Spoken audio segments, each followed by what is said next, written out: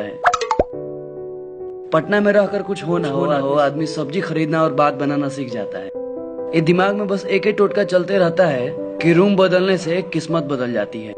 सो कभी हम किसी रूम में 3 महीने से ज्यादा रहबे नहीं किए। बदलते रहे रूम इस कदर कि सारे मकान मालिक अपने अंकल हो गए थे। एगो 5 लीटर वाला गैस, बर्तन, लूसेंट की किताब। बेरोजगारी से लड़ने का यही हथियार था हमारे पास। भाई साहब कभी उस स्टूडेंट का दर्द जानते हैं जो 30 रुपए में 50 पासपोर्ट फोटो के लिए मुसल्लापुर से सुल्तानगंज की यात्रा तय करता है।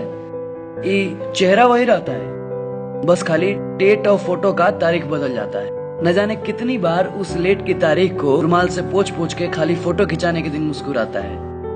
देश में बेरोजगारी का आलम यह है कि मैट्रिक परीक्षा पास करते ही रोज 5 किलोमीटर दिल्ली दौड़ना स्टार्ट कर देते हैं हम लोग। पहले डिफेंस लाइन, फिर एसएससी और फिर बीपीएससी। जानते हैं साहब, सब कुछ हो जाता है, खाली नौकरी नहीं होता है।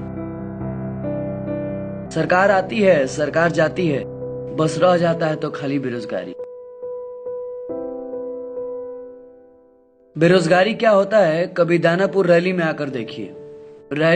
रैली ना होकर सोनपुर का पशु मेला हो जाता है।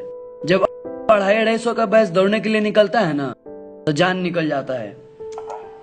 हाफते हाफते मुंह से खून निकलने लगता है। 5 मिनट में 1600 मीटर दौड़ने के लिए आदमी को भूत बनना पड़ता है। इंसान के बस का बात नहीं है। इसी बेरोजगारी ने हमें सिखाया है कि कैसे खुले प्लेटफॉर्म पर 10 रुपए का प्लास्टिक का चटाई खरीद कर बिना तोशक तकिया का सोया जाता है। बेरोजगारी का नशा ऐसा था कि क्या कहें आपको। जीके जीएस का फॉर्मूला पूरे रूम में चिपकाए रहते थे और एंटोसाइनो को तो शैम्पू नियन अपने सर में लगाते थे। देखिए आजकल तो फॉर्म ऑनलाइन भरा रहा है, आधार कार्ड भी लिंक कराया जा रहा है। न तो पहले 3-4 जगह से फॉर्म अप्लाई होता था कि कहीं से न कहीं से कॉल लेटर आ जाए। घर का पता बदल कर कितनी बार आवासीय प्रमाण पत्र बनवाए हैं, ये बस छपरा का कचहरी जानता है। मैट्रिक का परीक्षा पास करते ही कहीं और से फॉर्म भर देते थे मैट्रिक का कि एगो एज खत्म हो जाए तो दूसरा तैयार रहे।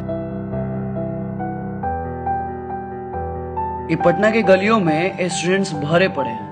सुल्तानगंज महेंद्रू से मखनिया कुआं तक खाली स्टूडेंट्स मिलेंगे आपको। बेगना पहाड़ी के पास तो दीवार नहीं, खाली पोस्टरे दिखता है। ER फलाना, DR फलाना, सबका अपना धंधा होता है भाई। नौकरी के लिए 40 तक मुजबानी पहाड़ा, 50 तक स्क्वायर सब याद है। साला समझे में नहीं आता था कौन सा इम्पोर्टेंट है और कौन सा अनइम्पोर्टेंट। एक बार दीदिया के ब्याह में हमारे SSC के एग्जाम लड़ गया था। हम ब्याह में नहीं गए कि क्या पता नौकरी इसी परीक्षा में मिल जाए। शाम को जब घर लौटे थे ना, तो बहुते रोए थे, कहे कि साला कोनो ठेकेदार पहले ही पेपर आउट कर दिया था। एक पढ़ाकू बेरोजगार के लिए सबसे बड़ा त्याग था ये, अपने रोजगार के लिए।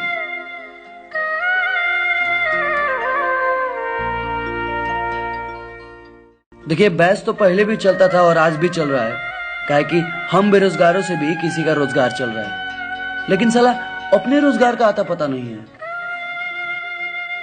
सच कहे तो थक गया था मैं। अब इम्तिहान नहीं दिया जाता था मुझसे, अब तो मेरा ही इम्तिहान हो रहा था। मेरी जवानी का, मेरे पापा के पैसों का। इसलिए जिंदगी से कॉम्प्रोमाइज करके पटना और पढ़ाई छोड़ के घर चल दिया, पापा के साथ खेती में हाथ बटाने,